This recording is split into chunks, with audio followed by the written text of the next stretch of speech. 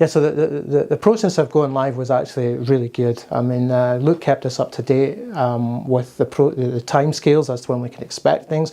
Obviously, we had a date when things had to go live, and we were kept well up to date as to how we were getting on with that particular process, and when we had to have certain things in place in order for it all to work. And yeah, the process was actually really good and very straightforward.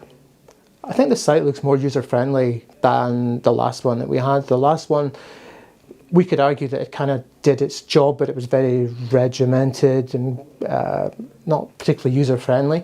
And I think the new site works an awful lot better. I think particularly from behind the scenes, it's a lot easier to use than the previous one was. If I'm looking at it from a customer's point of view, you know, things are easier to find and what have you. But if I flip it back to us, the work that's going on behind the scenes, it's definitely a much easier website process to use than what the last one. They're like an extension to our business. They get to know the business.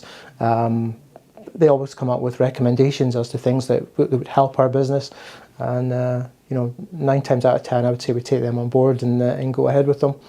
So yeah, we'd have no hesitation in recommending them.